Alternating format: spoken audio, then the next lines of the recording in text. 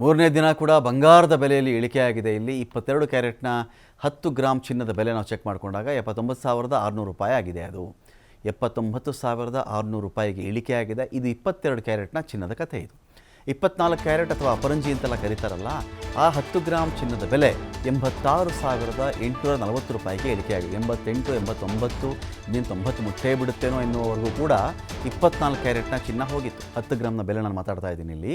ಇದೇನಾಗಿದೆ, 24 ಕ್ಯಾರೆಟ್ದು 86,840 ರೂಪಾಯಿಗೆ ಇಳಿಕೆಯಾಗಿದೆ. 2 ತಿಂಗಳಿಂದ ನಿರಂತರವಾಗಿ ಚಿನ್ನದ ಬೆಲೆ ಗಗನಮುಖಿಯಾಗಿತ್ತು. ಸಾರ್ವಕಾಲಿಕ ಗರಿಷ್ಠ ಮಟ್ಟಕ್ಕೆ ಏರಿ ಇದೀಗ ಇಳಿಕೆ ಹಾದಿಯನ್ನು ಹಳದಿ ಲೋಹ ತುಳಿತಾ ಇದೆ. ಮೂರನೇ ದಿನ ಕೂಡ ಬಂಗಾರದ ಬೆಲೆಯಲ್ಲಿ ಇಳಿಕೆಯಾಗಿದೆ. ಇಲ್ಲಿ 22 ಕ್ಯಾರೆಟ್ನ 10 ಗ್ರಾಮ್ ಚಿನ್ನದ ಬೆಲೆ ನಾವು ಚೆಕ್ ಮಾಡಿಕೊಂಡಾಗ 79,600 ರೂಪಾಯಿ ಆಗಿದೆ. ಅದು 79,600 ರೂಪಾಯಿಗೆ ಇಳಿಕೆಯಾಗಿದೆ. ಇದು 22 ಕ್ಯಾರೆಟ್ನ ಚಿನ್ನದ ಕಥೆ. ಇದು 24 ಕ್ಯಾರೆಟ್ ಅಥವಾ ಅಪರಂಜಿ ಅಂತೆಲ್ಲ ಕರೀತಾರಲ್ಲ, ಆ 10 ಗ್ರಾಮ್ ಚಿನ್ನದ ಬೆಲೆ 86,840 ರೂಪಾಯಿಗೆ ಇಳಿಕೆಯಾಗಿದೆ. 88, 89, ಇನ್ನೇನು 90 ಮುಟ್ಟೇ ಬಿಡುತ್ತೇನೋ ಎನ್ನುವವರೆಗೂ ಕೂಡ 24 ಕ್ಯಾರೆಟ್ನ ಚಿನ್ನ ಹೋಗಿತ್ತು. 10 ಗ್ರಾಮ್ನ ಬೆಲೆ ನಾನು ಮಾತಾಡ್ತಾ ಇದ್ದೀನಿ ಇಲ್ಲಿ.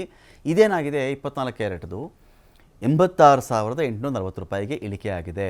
2 ತಿಂಗಳಿಂದ ನಿರಂತರವಾಗಿ ಚಿನ್ನದ ಬೆಲೆ ಗಗನಮುಖಿಯಾಗಿತ್ತು.